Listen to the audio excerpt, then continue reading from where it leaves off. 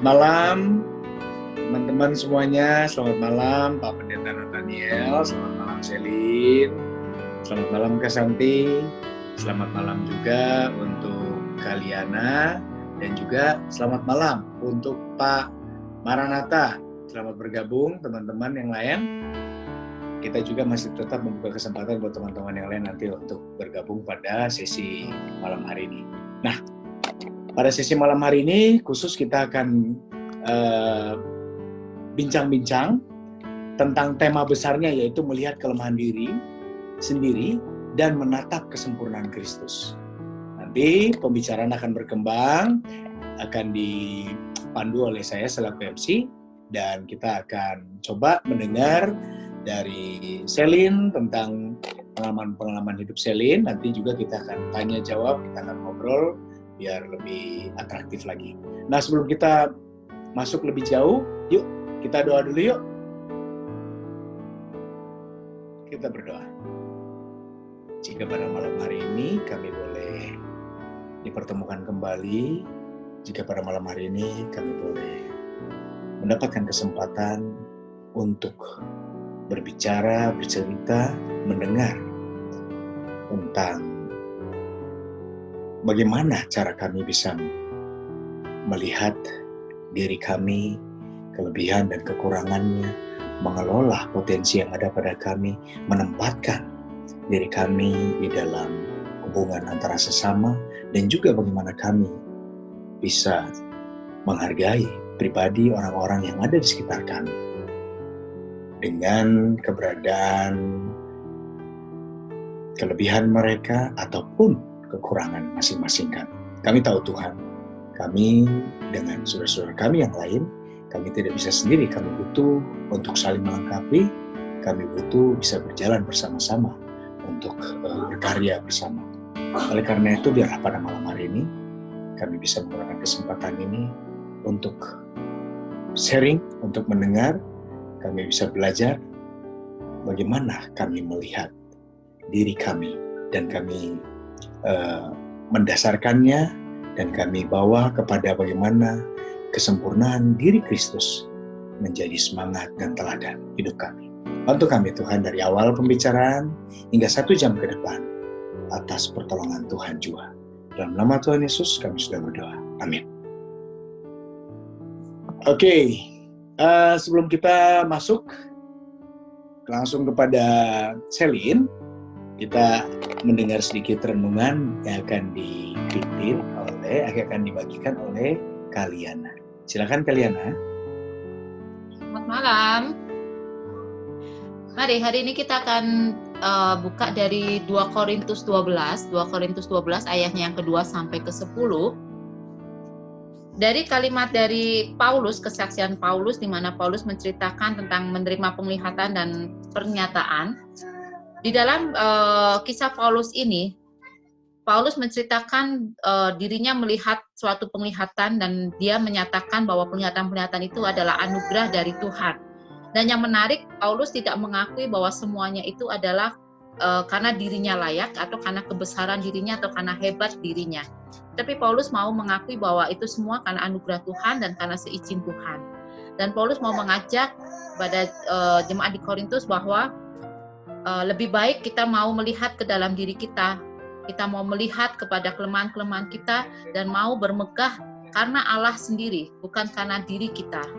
Dan kemudian Paulus mau menyatakan bahwa yang menjadi kelemahan di dalam dirinya bukanlah sesuatu yang membuat dia harus merasa minder dan harus merasakan mundur, tetapi kelemahan itulah yang mengingatkan Paulus keberadaan dirinya di hadapan Tuhan dan keberadaan dirinya bersama dengan sesama yang lain. Buat teman-teman yang dikasihi Tuhan, saya masih ingat betul waktu pertama kali datang ke Arca Manik, ke kota Bandung ini, saya bertemu dengan Selin yang waktu itu datang ibadah di GKI Arca Manik, dan dari awal kami berkenalan, kemudian kami ngobrol panjang lebar, dan kami masuk di dalam satu obrolan tentang bagaimana kita melihat kelemahan kita, bagaimana kita melihat diri kita sendiri. Dan saya tertarik dengan satu kalimat dari dosen kami di Duta Wacana, Ibu Tabita yang mengatakan bahwa setiap kita ini sebenarnya adalah orang yang memiliki kelemahan. Kita adalah disabilitas. Tetapi terkadang kita hanya melihat kelemahan dari orang lain tanpa kita menyadari bahwa kita memiliki kelemahan. Hari ini kita mau belajar dari pernyataan Paulus dan sikap Paulus yang mau diberikan kepada kita, nasihat yang sangat luar biasa yang perlu kita pelajari bersama. Ada satu hal yang patut kita pertanyakan kepada diri kita sendiri. Siapa sih manusia? Apakah kita menyadari bahwa manusia yang diciptakan Allah itu adalah kita, ini adalah berasal dari debu. Tetapi yang menarik bahwa Allah di dalam kitab Kejadian mau menyatakan, baiklah kita menjadikan manusia menurut gambar dan rupa kita. Meskipun kita dari debu, tapi kita mau dilihat Allah menjadi suatu karya Allah yang baik, karya Allah yang luar biasa, karena mau diciptakan menurut gambar dan rupa Allah sendiri. Tetapi hal ini yang membuat kita seringkali lupa bahwa kita menganggap bahwa kita adalah makhluk yang sangat hebat, makhluk yang sangat mulia, makhluk yang sangat tinggi. Dan seringkali inilah yang membuat kita terjatuh dan kita sering memakai semua ini, memikirkan bahwa semua ini adalah kekuatan kita. Tanpa kita menyadari bahwa sebenarnya kita ini tanpa Allah adalah debu, tanpa Allah kita adalah tidak ada apa-apanya. Tapi yang menarik juga, seringkali ada juga orang yang melihat saat kita mengakui kelemahan diri kita sebagai manusia, membuat itu kita terbatas. Kita merasakan bahwa kita tidak ada apa-apanya. Kita di dunia ini menjadi manusia yang tidak sempurna. Paulus mau berangkat dari pengalaman hidupnya yang telah diselamatkan oleh Kristus, bagaimana Paulus di dalam masa lalunya yang memakai kekuatannya, Paulus yang memakai egonya sendiri, dan merasakan bahwa di saat dia menjadi Saulus, menjadi suatu pribadi yang ternyata melakukan hal-hal yang menurut dia saat ini adalah kebodohan, suatu hal yang telah dirasakan menjadi suatu kerugian. Paulus mau berangkat dari kisah pengalamannya dia meneladani Kristus. Kita mengetahui Kristus datang ke dunia ini sebagai anak Allah yang menjadi manusia, anak Allah yang mau menerima dan mau peduli atas nasib manusia. Yesus yang menjadi manusia pun, walaupun dia satu sisi sebagai anak Allah, tapi di dalam Markus 6, kalau teman-teman boleh buka di Markus 6 ayat yang 1-6, ternyata Yesus sebagai anak manusia juga memiliki keterbatasan, sama seperti manusia yang lain. Sungguh menarik. Jadi Allah menghadirkan Yesus ke dalam dunia menjadi manusia, bukan hanya untuk menjadi juru selamat, tapi mau menunjukkan bahwa Yesus sebagai anak manusia juga mau merasakan apa yang menjadi keterbatasan manusia. Di dalam Markus 6 disebutkan di situ Yesus disebut sebagai anak dari tukang kayu. Disebutkan juga seorang yang tidak memiliki pendidikan, dari keluarga yang dikatakan sebagai keluarga yang menengah ke bawah, bukan satu kelompok yang patut dibanggakan. Tapi yang menarik, Tuhan Yesus tidak menganggap semua itu sebagai penghalang dia untuk melakukan apa yang menjadi kehendak Allah, menjadi karya Allah. Tetapi juga tidak serta-merta membuat Tuhan Yesus merasa bangga karena dia bisa melakukan banyak hal, melakukan semua yang tidak bisa manusia lakukan. Tuhan Yesus tetap menunjukkan dirinya sebagai manusia sama seperti manusia yang lain. Teman-teman yang dikasihi Tuhan, seringkali kita mungkin masih merasakan hidup dalam daging. Kita mendapatkan pujian, mendapatkan kritikan dari orang lain. Dari obrolan saya dengan Selin waktu pertama kali bertemu, seringkali kita gampang sekali menilai orang lain dari secara fisik menurut mata kita. Saya mendapatkan satu statement menarik, seringkali kita memakai kacamata dalam menilai orang lain. Saat kita memiliki kekecewaan dengan seseorang, akhirnya kita memakai kacamata itu untuk melihat orang lain, mencari-cari kelemahan orang lain. Tanpa kita sadari bahwa kita pun telah melukai atau menyakiti hati orang lain. Saya sangat tertarik saat Selin cerita bagaimana perjuangan hidupnya bergumul dengan kelemahan di dalam dirinya secara fisik, tetapi yang luar biasa Selin mengakui bahwa itu bukan menjadi penghalang. Orang lain boleh mengatakan apapun, tapi Selin mengakui bahwa aku punya sesuatu dan aku diciptakan di dunia ini bukan sebatas hanya hadir sebagai manusia. Seperti tadi Allah mengatakan bukan hanya hadir sebagai manusia yang dari debu, tapi ada sesuatu yang mau Allah kehendaki untuk dikerjakan oleh kita. Dan dari kalimat Ibu Tabita, seharusnya kita tidak boleh berbangga diri. Mungkin secara fisik kita didapati sebagai manusia yang lengkap, sempurna. Tapi justru dengan sifat kita, dengan karakter-karakter yang seringkali kita sebut karakter, watak yang tidak bisa berubah, itu yang menjadi kelemahan kita. Hari ini sungguh menjadi hal yang luar biasa jika kita mau bersama-sama men-sharingkan, mendiskusikan apa yang sudah kita renungkan bersama tadi dari firman Tuhan dari Korintus, pengalaman Paulus yang mau menyatakan diri bahwa keberadaannya adalah manusia yang lemah. Tetapi di dalam kelemahannya itu dia tidak merasa terbatas, tetapi merasakan bahwa itu menjadi pengingat buat dirinya. Menjadi bagian bahwa dia membutuhkan Allah dan juga dia bagian dari sesama di dunia ini. Itu yang boleh kita patut bersama renungkan bersama pada malam kali ini. Dan selanjutnya kita akan mendengarkan kisah dari Selin, bisa melengkapi dari renungan firman Tuhan yang saya sampaikan. Kemudian nanti setelah itu kita bisa sharing bersama, diskusi bersama. Mungkin nanti Pendeta Nathaniel, Bang Johan, Santi, dan Pak Maranatha bisa bersama-sama melengkapi dengan kisah-kisah hidup kita. Mari silahkan untuk Selin bisa melanjutkan, boleh berbagi bagaimana menjalani kehidupannya yang luar biasa, dan kita bisa bersama-sama belajar melengkapi dari sharing kita pada malam hari ini. Saya persilakan kepada Selin. Ya, terima kasih. Jadi saya perkenalkan diri saya dulu. Saya anggota GKI Kebonjati. Saya itu kalau tadi cerita soal perkenalan dan obrolan kami yang panjang itu dengan Ciliana, aku menyebutnya gitu ya. Kami ngobrol itu setelah kebaktian tahun baru kalau nggak salah. Kebaktian tahun baru 2019 berarti. 2019-2020 ya. Pokoknya itu kebaktian awal tahun. Dan kenapa aku bicara soal itu karena waktu itu GKI Kebonjati sedang mengupayakan untuk ada yang namanya Pokja Disabilitas di Bandung. Dan karena Selin yang ada di Kebonjati, jadi ya udah Selin aja yang jadi ketua Pokjanya, kata pendeta dan majelis di sana. Terus kami belum sempat jadiin itu, tapi karena keburu corona gitu ya, jadi akhirnya ditangguhkan sementara. Tapi yang ada dalam pikiran Selin adalah Selin ini berharga. Selin ini diciptakan Tuhan dengan satu tujuan khusus yang bukan hanya sebagai manusia yang hidup dan hidup saja nggak ngapa-ngapain gitu ya.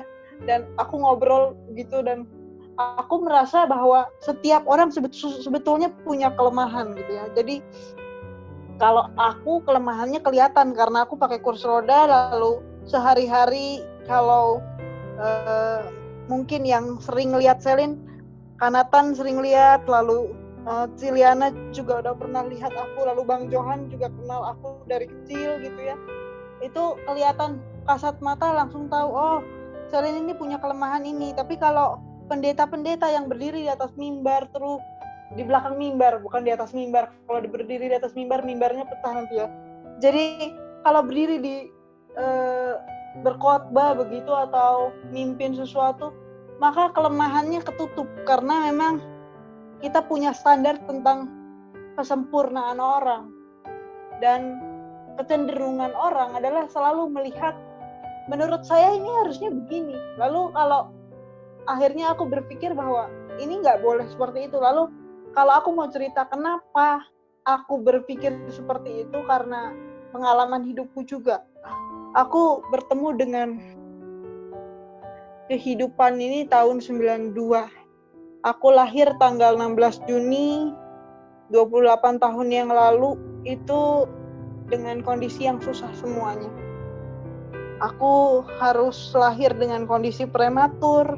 Aku harus lahir dengan berat yang kurang, hanya 1, sekian kilo gitu ya. Lalu prematur 8 bulan, lalu banyak kesulitan lain. Dan aku bersyukur Tuhan kasih aku keluarga yang sangat support gitu ya. Keluarga yang sangat mendukung apapun yang aku lakukan, dan mereka tidak pernah memandang aku berbeda. Jadi aku dari awalnya nggak pernah tahu bahwa aku tuh beda, nggak. Dan aku baru tahu bahwa aku beda itu ketika aku SMP, karena aku nggak sekolah di sekolah Kristen waktu itu. Aku sekolahnya di sekolah punyanya Angkatan Darat, dan di situ nggak ada agama Kristen. Lalu kenapa aku pilih sekolah di situ? Karena kami mikirnya soal fasilitas sekolah yang nggak ada tangganya. Karena buat aku bukan betapa favoritnya sekolah itu, tapi betapa aku harus sekolah gitu ya, pikirannya.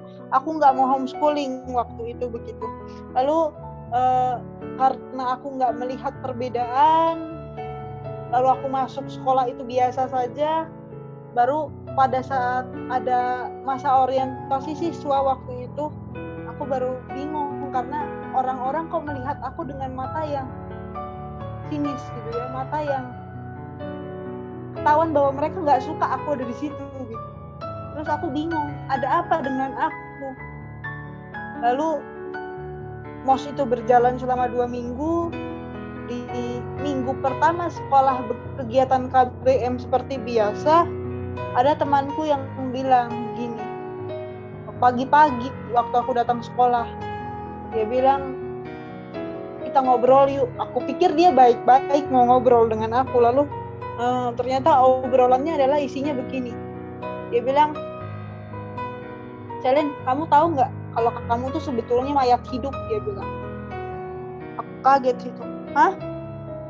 Mayat hidup apa maksudnya? Dan dengan bijaknya dia bisa cerita bahwa mayat hidup yang saya maksud adalah ketika kamu itu kalau nggak ditolongin orang, maka kamu nggak akan bisa sekolah. Saya bisa sekolah sendiri. Saya bisa naik sepeda karena dulu teman-teman aku kalau sekolah naik sepeda. Kamu kalau nggak diantar, kamu nggak bisa sekolah. Terus kalau kamu nggak dijemput, kamu nggak akan pulang.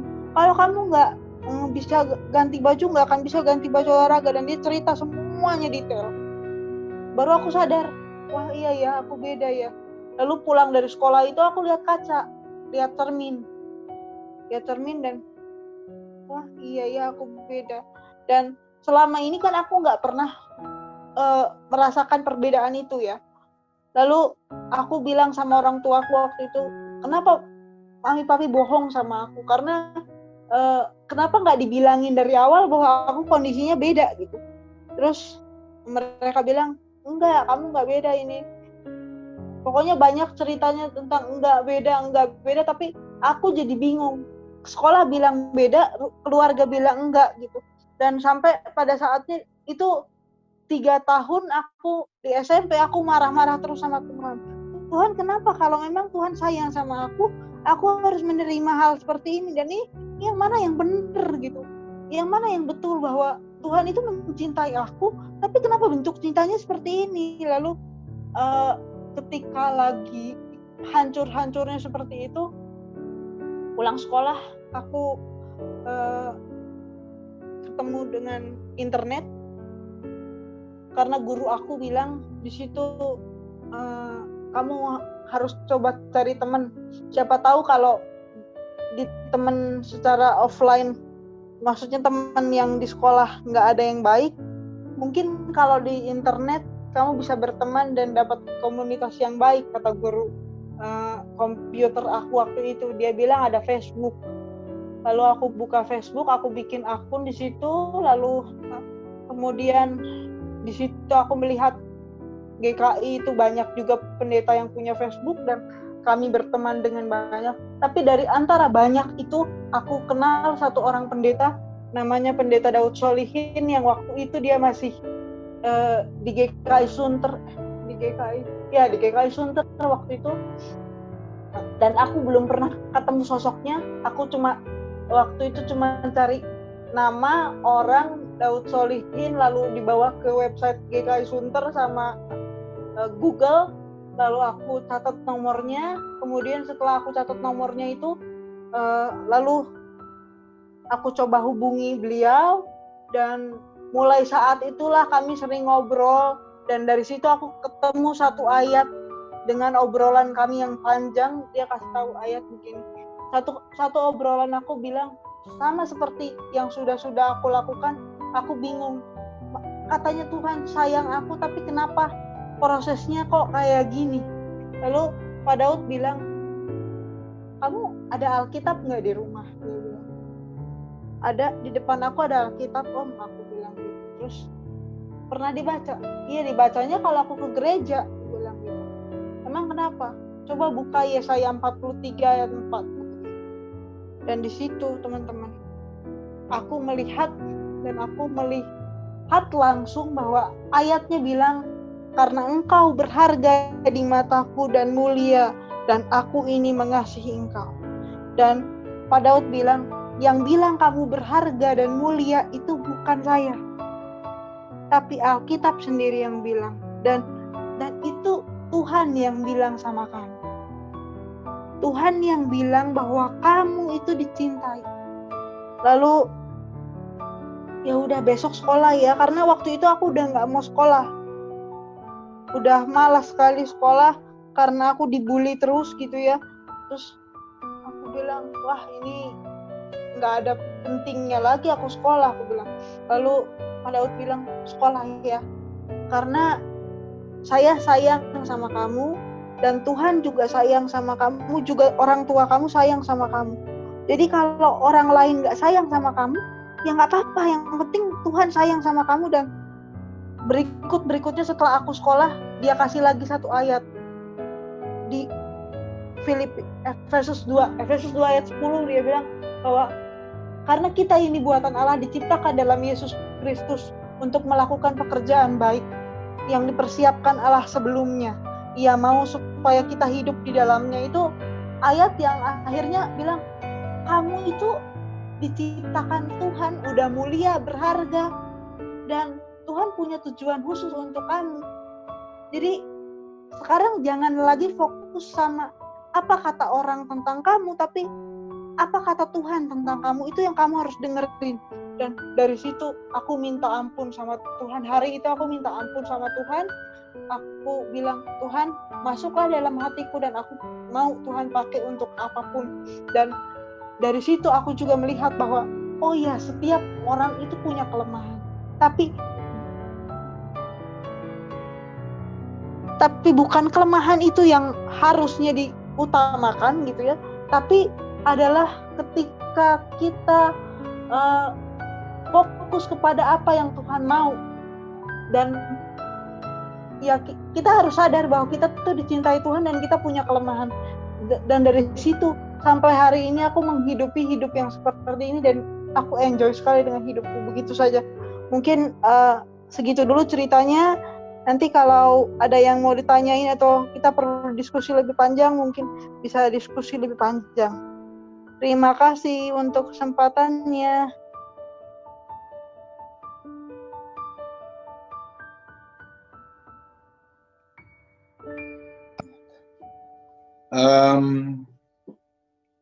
Teman-teman, saya kenal Selin itu dari Selin masih kelas 2 SD. Bahkan saya pernah gendong dia berapa kali, jadi saya ngikutin banget perubahan Selin.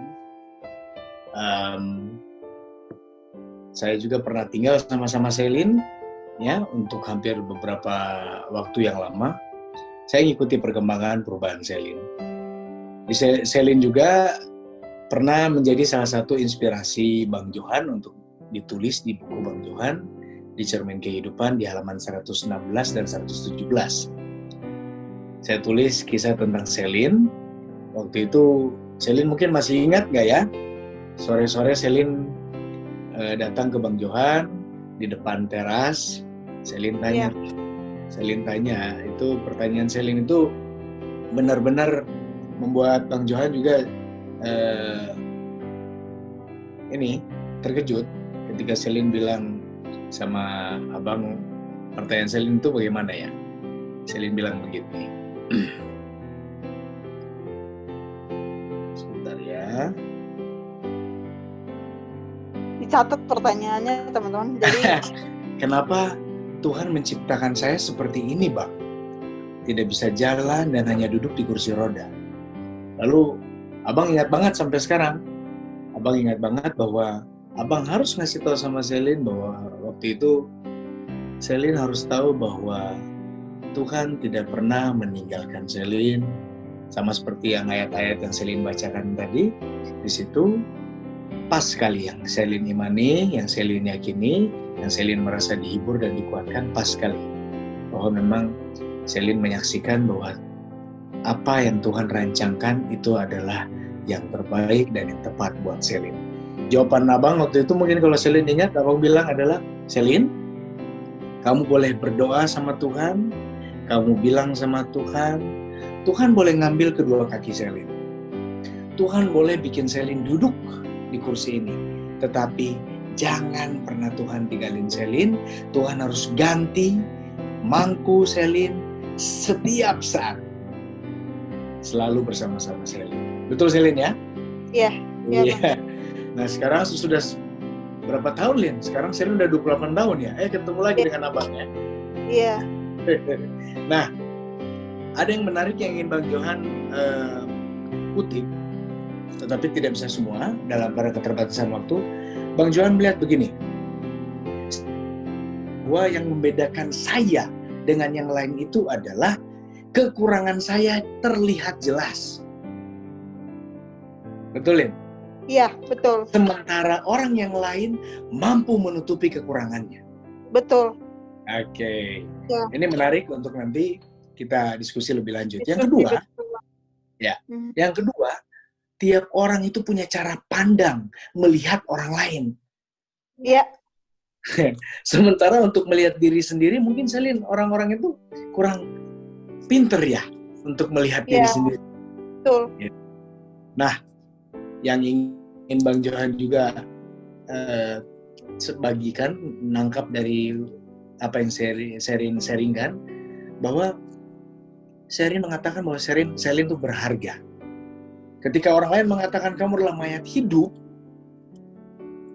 ya, kamu membalikan itu 360 derajat, enggak lah ya, 180 derajat, kamu balikan bahwa enggak, kamu berharga. Oleh karena itu Tuhan mau kamu tetap ada dan diciptakan, dilahirkan. Iya.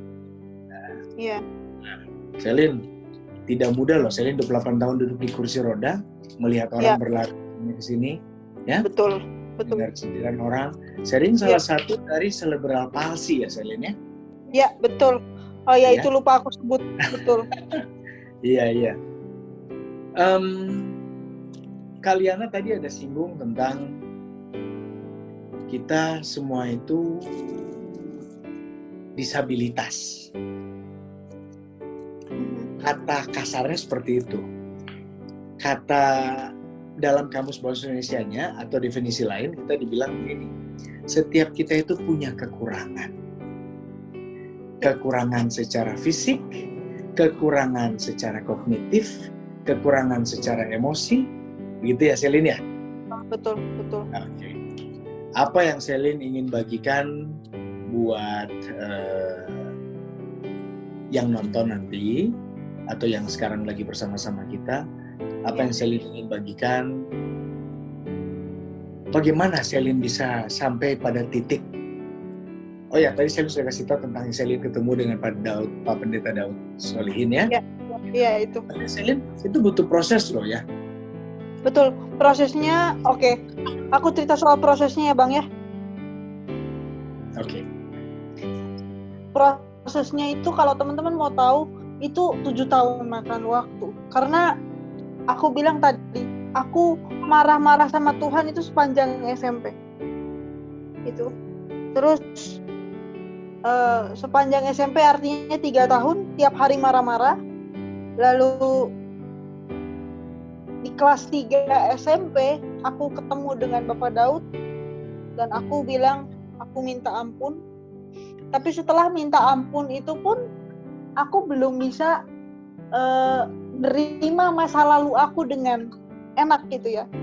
Jadi oke, aku tahu Tuhan mencintai aku, tapi gimana dengan masa lalu aku yang ya tidak menyenangkan gitu ya. Terus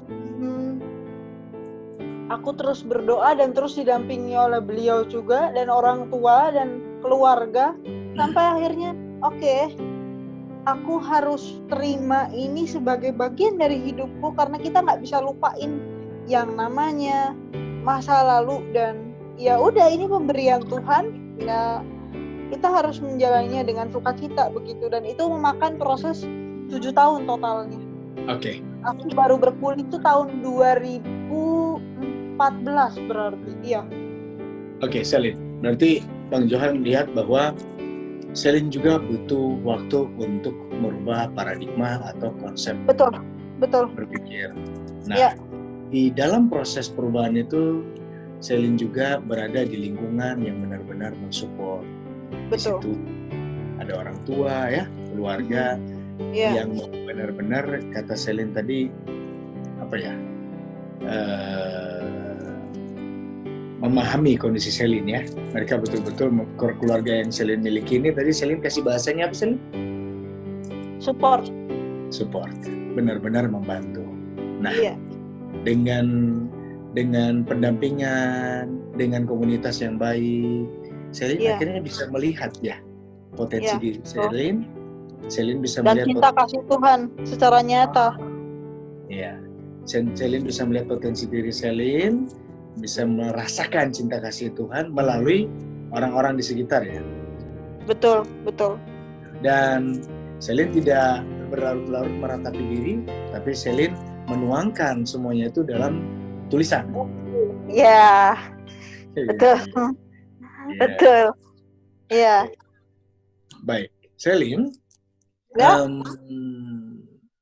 Apa yang Selin ingin sampaikan ke orang-orang yang lain dalam posisi, jika mereka masih dalam posisi seperti Selin di 12 tahun yang lalu mungkin, waktu Selin di posisi yang sama. Apa yang aku mau sampaikan, percayalah bahwa kita lahir semuanya dengan tujuan khusus. Sekarang adalah waktunya untuk mencari tujuan khusus Tuhan bagi kita masing-masing itu apa. Bukan waktunya untuk menyatakan saya lebih hebat daripada kamu, kamu lebih lemah daripada saya. Karena kita nggak, kalau waktu menjudge orang itu memang enak ya, gitu. Kita merasa lebih di atas orang lain, tapi kalau kita terus melakukan itu, energi kita akan habis untuk tidak perlu. Sementara yang Tuhan panggil kita adalah Tuhan minta kita untuk berkarya demi kemuliaan Tuhan. Mari kita melayani sesama untuk kemuliaan Tuhan, itu aja. Sama-sama. Bang Jo ingat kalimat Selin itu ada yang pernah ngomong juga bahwa begini, kalau kamu sibuk menilai orang lain, sibuk menghakimi orang lain, nanti kamu lupa untuk mencintainya. Betul, ya, aku setuju itu Bang. Gitu ya, Oke, kita mulai diskusinya kayaknya Bang. Ini ada orang yang sudah mulai mau bertanya sepertinya. Kak Santi, Pak Nathaniel. Silakan. Pak Nata, ada yang sudah gabung bersama kita. Pak Agus Satrio Yunus. Selamat datang, selamat bergabung. Yuk. Halo Bang Jo. Halo. Mungkin saya mau memberi tanggapan sedikit saja. Pak Nathaniel, mangga, silakan. Terima kasih Selin sudah berbagi. Seperti biasa ya ceritanya selalu menginspirasi dan selalu banyak hal-hal baru yang saya dapatkan secara pribadi. Jadi, Selin itu kenal dengan saya ketika saya belum menjadi seorang pendeta di GKI Taman Cibunut. Jadi waktu itu Selin datang ke GKI Taman Cibunut untuk merefresh dirinya, refreshing. Karena tapi sebelum itu kita udah kakak ke Pak Yusuf dulu yang ikut wujud itu loh. Iya. Betul. Jadi yang aku ingat sekali itu Selin pernah datang ke GKI Taman Cibunut, lalu dia bilang ke saya bahwa kenapa datang ke Cibunut? Karena Cibunut itu tempatnya asri, banyak pohon dan penuh dengan ketenangan. Wah ini bagus sekali, jadi mirip apa ya? Mirip bukit doa kali ya. Jadi tempat yang baik untuk menenangkan diri. Tapi di dalam pertemuan itu Selin berbagi banyak hal ya, dari pengalaman hidupnya, pandangannya tentang gereja dan pelayanan. Menarik sekali. Nah, dari apa yang disampaikan sekarang, saya hanya memberi beberapa tanggapan aja dari apa yang sudah disampaikan Selin baik tadi. Ada quotes dari seseorang yang mengatakan begini, "You are perfect just the way you are." Kamu itu sempurna, ya sebagaimana adanya kamu sekarang gitu. You are perfect just the way you are. Nah, sebetulnya kata perfect ini itu ada di dalam Alkitab kok. Kalau misalnya teman-teman buka Alkitab ya, di dalam Matius 5 ayat 48 itu ada ayat firman Tuhan yang tertulis begini. Karena itu haruslah kamu sempurna, sama seperti Bapamu yang di sorga adalah sempurna. Kemudian kita bertanya-tanya, waduh, kita kan manusia penuh dengan keterbatasan ya. Dan Sang Bapa itu kan maha sempurna, bagaimana kita bisa memiliki kesempurnaan Sang Bapa? Apakah itu mungkin? Nah, kemudian kalau kita telusuri dari terjemahan aslinya, kata sempurna sendiri itu diterjemahkan dari kata Yunani teleios, yang berarti mencapai tujuan. Nah, sebetulnya kata teleios ini di dalam Matius 5 ayat 48 itu merujuk pada kisah penciptaan kalau kita perhatikan. Jadi kalau kita melihat Alkitab, apa keadaan manusia sebelum manusia itu memiliki kehidupan atau memiliki rupa? Tadi Bu Liana bilang bahwa manusia itu bahan baku awalnya adalah debu tanah, sesuatu yang tidak berarti, kira-kira gitu, sesuatu yang tidak memiliki hidup, sesuatu yang tidak bernilai, kira-kira seperti itu. Tapi kemudian menjadi hidup karena ada nafas hidup Allah di sana. Ya. Nah, teleios atau sempurna atau memenuhi tujuan itu berarti adalah bahwa kita ini manusia sudah diciptakan menurut gambar dan rupa Allah, menurut gambar dan rupa Allah. Jadi kita diciptakan sesuai dengan apa yang menjadi gagasan utama Allah. Ibarat begini, misalnya Bang Jo ini adalah seorang pemahat kayu. Dan di dalam pikirannya Bang Jo sudah tahu nih, wah saya pengen memahat seekor singa. Seekor singa dari sebongkah kayu. Dan singa itu kemudian terwujud di dalam ukiran Bang Jo, ya, yang kita bisa lihat, oh ternyata begini rupanya. Nah, apa yang dipikirkan Bang Jo dan apa yang dihasilkan oleh Bang Jo dari ukirannya, dari pahatannya itulah yang disebut dengan sempurna atau teleios. Jadi artinya tuh apa yang diinginkan oleh Sang Pencipta itu sesuai dengan apa yang direncanakannya dari sejak awal atau apa yang dikehendaki. Nah, kalau misalnya kita melihat ya bahwa Selin lahir dengan keadaan demikian, sebetulnya itu adalah teleios.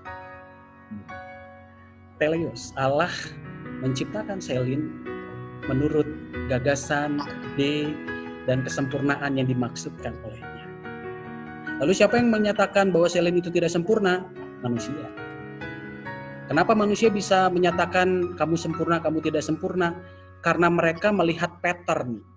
Patternnya adalah misalnya begini, orang biasanya menggunakan telinga untuk mendengar. Jadi kalau tidak bisa mendengar berarti kamu tidak sempurna, berarti kamu kekurangan.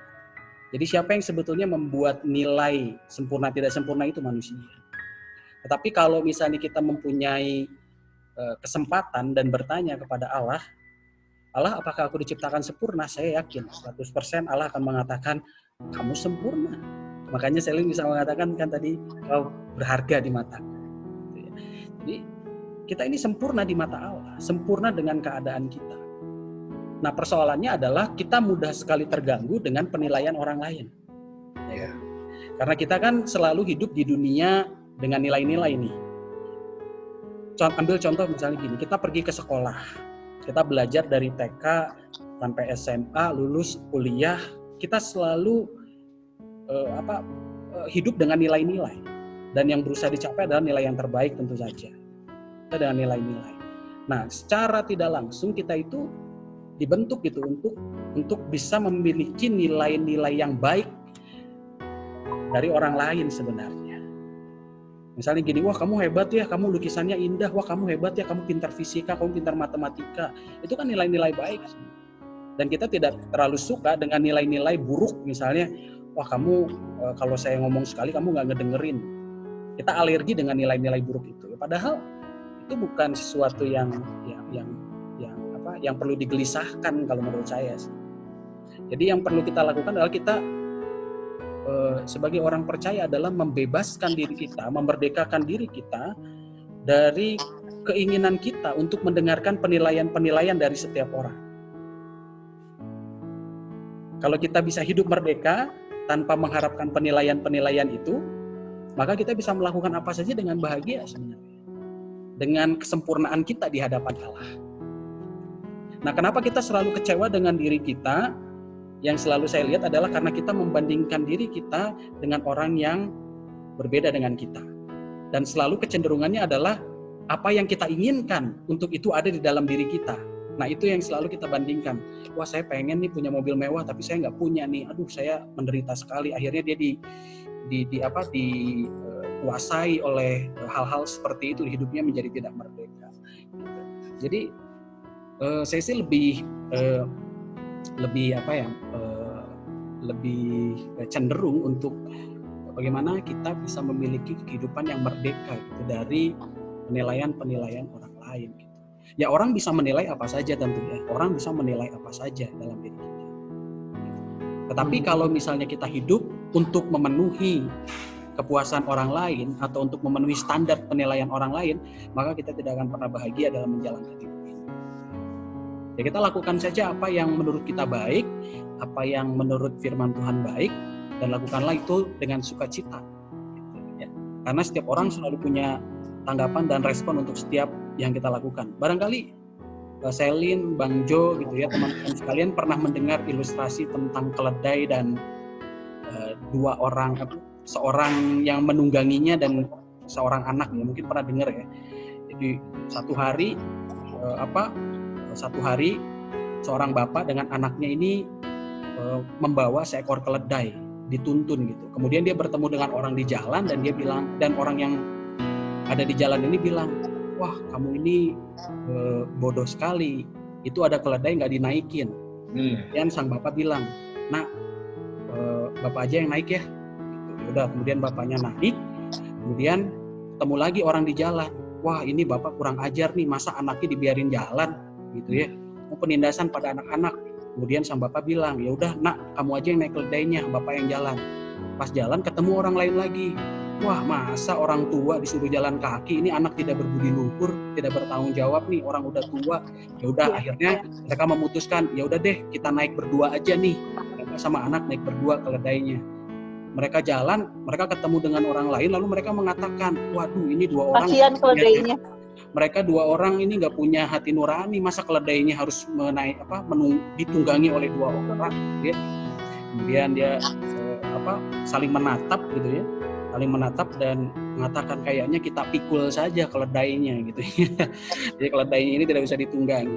Tapi yang mau dikatakan di sini adalah apapun yang kita lakukan, orang selalu punya tanggapan dan respon. Betul.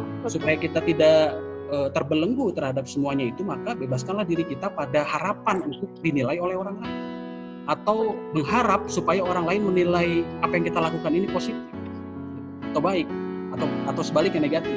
Lepaskanlah pikiran-pikiran kita dari situ. Ya orang terserah mau ngomong apa, tapi aku tahu firman Tuhan berbicara apa dan apa yang harus kita lakukan. Dan menurut saya, Selin adalah orang yang sudah melalui semuanya itu. Sehingga kalau misalnya ada orang yang barangkali menyinggung Selin udah merdeka terhadap semua itu. Aku sudah melewati 7 tahun, jadi aku sudah terbiasa dan aku tidak merasa khawatir. Dan menurutku Selin adalah contoh figur yang bisa menjadi kesaksian sih untuk semua orang yang masih selalu gelisah gitu ya sama dirinya, bahwa wah aku harus memuaskan orang lain nih, wah aku harus mendengarkan orang lain nih, aku pengen supaya dia menilai positif diriku nih. Itu sih dari saya sih Bang Jo dan Oke. Ya. Aku mau menambahkan sedikit aja Bang, boleh ya? Boleh. Jadi begini, aku jadi ingat sebelum sesi ini dijalankan, itu sebelum sesi ini dijalankan, lalu aku kemarin malam ngobrol sama Pendeta Yocha Handrikaru. Kami ngobrolnya hal yang berbeda, tapi dia bilang begini, kalau kamu pengen memuaskan orang lain dalam hal menilai kamu itu terus, kamu nanti jadi bodoh. Maka saya selalu bilang, kamu jadi diri kamu sendiri aja. Jadi Selin yang otentik, dia bilang gitu. Terus ada satu hal yang beliau selalu tekankan sama saya, Selin itu hidupnya berkonten. Jadi Selin harus terus berkarya dan bercerita sama orang lain, dia bilang begitu. Lalu kalau soal perbandingan yang tadi Pak Nathan bilang, Selin mau bilang begini, pembanding yang sebanding untuk kita sendiri adalah pencapaian kita sebelumnya. Jadi jangan pernah bandingkan diri kita sama orang lain, karena itu nggak sebanding. Tuhan punya rencananya sendiri sama orang itu dan punya ceritanya sendiri sama saya. Jadi kalau kamu bandingin aku dengan orang lain, itu nggak akan ketemu titiknya. Tapi kalau kita bandingkan dengan diri kita sebelumnya, maka kita akan bersyukur kepada Tuhan. Terima kasih untuk apa yang saya boleh capai hari ini. Begitu Bang. Oke, baik. Selin, berarti komparasi membandingkan itu bukan dengan pihak lain, tetapi pencapaian kita di hari lalu ya dengan yang hari ini. Ada berapa catatan dari Pak Nathanael ini bisa kita ingat bahwa Pendeta Nathanael bilang bahwa Telios ini adalah kesempurnaan menurut Allah, bukan berdasarkan pemahaman atau definisi dari manusia. Begitu ya Pak Nathanael ya. Dan kita poin yang berikut Pak Nathanael ingin kita membebaskan diri kita dari pengaruh, pandangan, pendapat, respon, tanggapan orang lain. Gitu. Nah, Pak Nathanael ingin kita merdeka, bebas dari ucapan-ucapan atau statement-statement orang-orang di sekitar kita. Ini mungkin bisa membuat kita jadi lebih mudah untuk melangkah ya Pak Nathanael ya. Oke. Well, saya pengen memberi kesempatan buat Kak Santi, Kak Liana, terus juga ada Pak Agus, Mas Agus. Mangga, silakan. Selamat malam semua teman-teman. Mas Agus. Selamat malam. Saya agak terlambat tadi karena baru pulang dari luar. Sampai jam 7:30 tadi, jadi saya tidak tahu apa yang tadi dibahas di awal-awal. Nah, terima kasih. Jadi salam kenal dulu untuk Selin ya. Untuk teman-teman yang sekarang juga hadir. Salam kenal. Ya, kita bisa kenalan di dalam forum ini. Tadi saya tertarik ya mendengarkan sharing tadi, dan saya ingat tadi tentang mencapai tujuan tadi. Dan kemudian capaian kita ini bukan dibandingkan dengan orang lain. Jadi saya ingat tentang yang juga saya sedang hidupi juga ya, bahwa yang saya lakukan juga dalam kehidupan saya ini seperti seorang pelari yang juga digambarkan oleh Rasul Paulus ya, bahwa semua orang itu sedang berlari dan semuanya ada dalam tracknya. Jadi bukan tujuan kita untuk kemudian melihat kiri kanan. Ada lintasan-lintasan yang sudah ditentukan. Dan kalau kita sibuk untuk melihat ke kiri dan ke kanan, pasti kita akan menjadi orang yang kalah.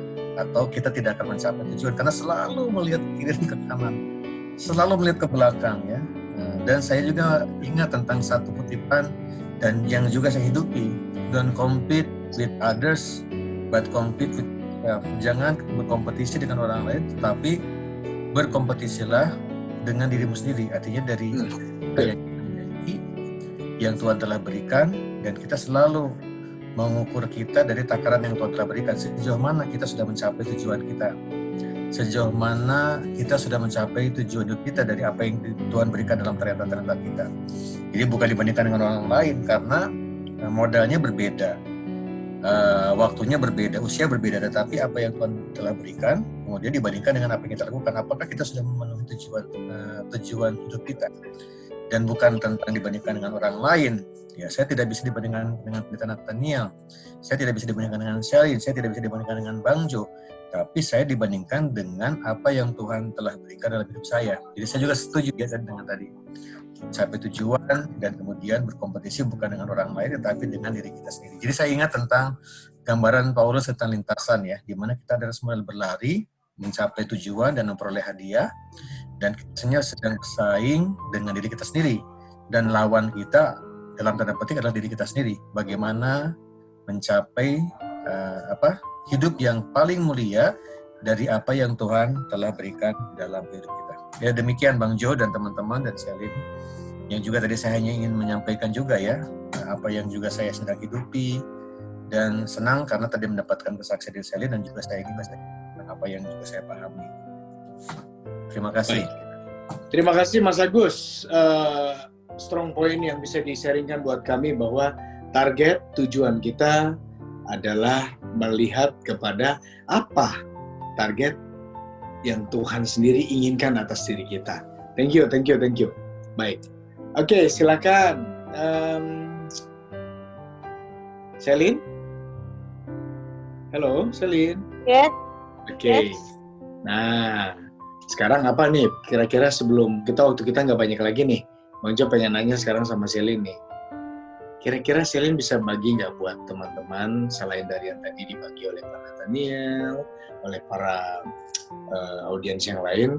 Sekarang apa yang Shelin pengen kasih tahu kepada orang muda ketika mereka mendapatkan begitu banyak justifikasi dari teman-teman sekitar yang sering cenderung melihat keburukan.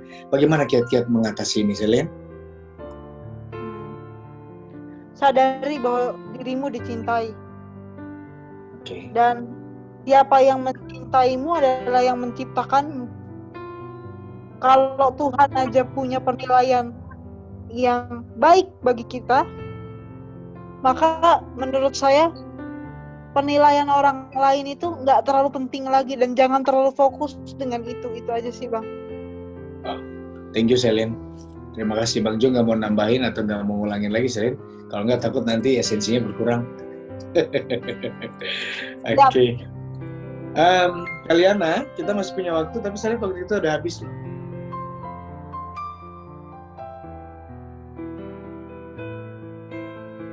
Cik. Mana dia? Oke, thank you Shelin, thank you Bang Jo. Terima kasih juga buat Pak Nathaniel. Saya jadi teringat dari Lukas 6 ayat 41. Kita semua tahu ya, ada istilah, mengapa engkau melihat selumbar di dalam matamu, sedangkan balok di dalam matamu sendiri tidak engkau ketahui. Saya teringat ada gambar menarik. Bayangkan ya, kalau kita melihat selumbar di mata orang lain, kita bisa lihat padahal balok itu kan gede gitu kan di mata kita gitu. Kita jalan-jalan di depan orang itu bawa balok gitu ya. Sedangkan orang lain cuma selumbar gitu kan. Apa enggak sebuah situasi yang sangat lucu, orang justru akan menertawakan kita kalau kita menunjukkan balok aja itu di mata kita itu dibawa-bawa gitu kan. Jadi hari ini dari sharing itu menarik juga bahwa ya bolehlah kita mendengarkan kritikan dari orang lain gitu kan, karena itu bagian dari kita untuk bertumbuh, bagian dari kita untuk mengembangkan diri. Tapi kembali lagi kita juga harus bijak untuk memilah mana kritikan yang bisa membangun, mana yang tidak. Karena tadi saya lupa dari Pak Nathaniel atau dari Shelin yang mengatakan bahwa kita juga harus bisa memposisikan diri kita untuk nyaman. Jadi nyaman dengan kritikan apapun, nyaman dengan kelemahan kita gitu ya. Tapi satu hal, jangan juga nyaman dengan kekuatan kita, karena tadi yang Paulus katakan bahwa kekuatan yang kita miliki itu bukan kita gitu kan. Kita kalau mau dilihat tuh sebenarnya ya nggak ada apa-apanya. Buktinya saat kekuatannya si Paulus diambil, dia nggak ada apa-apanya, kita nggak bisa berkutik gitu kan. Dan itu yang bisa kita pelajari bersama, bukan untuk sibuk mendengarkan orang lain, untuk membandingkan, tapi lebih baik kita melihat ke dalam diri kita, apa sih yang kita miliki gitu ya. Kalau kita akui ada kita pikirkan caranya mengembangkan kelemahan kita gimana gitu, bukan mengembangkan apa istilahnya, mengelola kelemahan itu dengan cara kita mengembangkan diri, dengan cara mungkin ada masukan dari orang lain dan kita bisa tanya untuk kita cari tahu bagian dari pengembangan diri kita. Itu sih yang sebenarnya bisa kita lakukan dari bagian kita untuk melihat diri kita sendiri. Dan ada satu tahbir bahasa atau apa yang mengatakan roda itu kan berputar, kita tidak mungkin selamanya ada di atas, kita mungkin ada di bawah. Jangan sampai saat kita berada di bawah kita akan di posisi dicecer gitu kan, diincar untuk kamu tuh lemah, kamu tuh gini-gini, itu salahmu.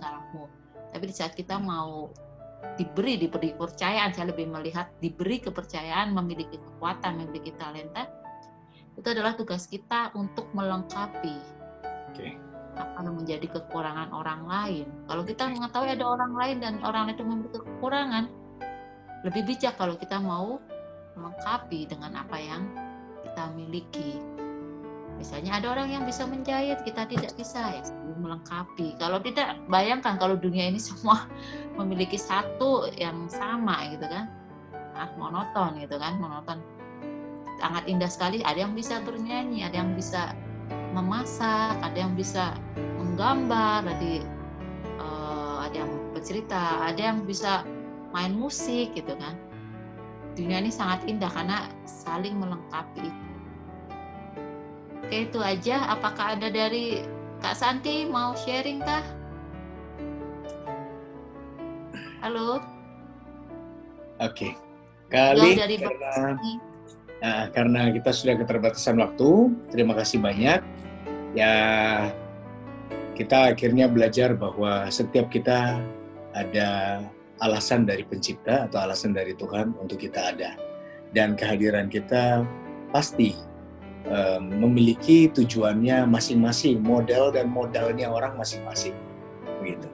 Nah, kalian juga tadi udah nyinggung kepada kita bahwa kita apa yang ada pada kita, potensi yang ada pada kita untuk kita bisa saling melengkapi. Saya ingat kalimat ini sering saya pakai bahwa segemuk-gemuknya ikan ada tulangnya, sekurus-kurusnya ikan tetap ada dagingnya. Nah, di dalam setiap kita pun pasti ada kekurangan, ada kelebihan. Bagaimana juga dalam kita bergaul, kita bisa apresiasi terhadap kelebihan orang lain dan bagaimana cara kita bersikap terhadap kekurangan orang lain. Mungkin ke depan kita bisa fokus ke sana untuk bisa berdiskusi lagi, kita bisa berbagi cerita lagi untuk membangun. Nah, untuk malam hari ini, untuk mengakhirinya, saya minta Pak Pendeta Nathaniel boleh tutup kita dengan doa sebelum kita mengakhiri diskusi kita malam hari ini. Silakan. Baik, saudara, mari kita bersatu di dalam doa. Tuhan Yesus Kristus, kami bersyukur untuk kebaikan-Mu mempertemukan kami untuk sekali lagi belajar bahwa segala sesuatu yang menggelisahkan hati kami, yang kami nilai sebagai sebuah kekurangan, bukanlah sesuatu yang seharusnya menguasai atau mengambil tempat di dalam hati dan pemikiran kami. Tetapi justru sebaliknya, kami harusnya bisa melihat kebaikan Tuhan dan rencana Tuhan yang indah di dalam sepanjang kehidupan kami. Barangkali kehidupan kami ini seringkali digelisahkan oleh penilaian-penilaian sesama kami. Tapi kami percaya Tuhan bahwa ketika Engkau menciptakan kami sempurna, maka saat itulah kami tidak perlu cemas atau khawatir tentang penilaian negatif yang orang lain berikan. Dan tentu kami pun juga terus membuka diri kami untuk dibangun oleh sesama kami. Dan kami percaya Engkau akan memberikan hikmat dan kebijaksanaan kepada kami agar kami dapat melihat mana yang baik dan mana yang bermanfaat untuk membangun kehidupan kami. Dan tentunya membuat kami semakin dekat dengan Tuhan dan semakin relevan terhadap dunia ini. Tuhan Yesus Kristus, kami bersyukur untuk Selin yang sudah berbagi kisah dengan kami. Kami percaya kehidupannya senantiasa disertai dan dibimbing oleh Tuhan, sehingga karya-karyanya menjadi nyata dan dirasakan oleh semua orang yang mendengarkan dan melihat kesaksian hidupnya. Tuhan Yesus Kristus, kami percaya bahwa di lain waktu dan kesempatan Engkau akan kembali mempertemukan kami, supaya kami dapat kembali berbagi, dan semua orang yang turut mengambil bagian dalam kegiatan ini, dan juga yang menyaksikannya juga diberkati oleh Tuhan. Terima kasih Tuhan untuk waktu dan kesempatan ini. Terima kasih untuk pemeliharaan Tuhan. Kami akan mengakhiri pertemuan ini, kiranya Engkau senantiasa menyertai kami, supaya apa yang kami kerjakan menjadi berkat untuk sesama kami dan kehidupan kami. Terima kasih Tuhan. Di dalam nama Tuhan Yesus Kristus, Juru Selamat yang hidup, kami berdoa. Amin. Amin. Terima kasih Pak Nathaniel. Sama-sama. Selamat malam kakak-kakak, Bapak Ibu, saudara-saudara semuanya. Terima kasih atas partisipasinya. Terima kasih Mas Agus, terima kasih Selin, terima kasih Kak Santi, terima kasih Kaliana. Sampai jumpa.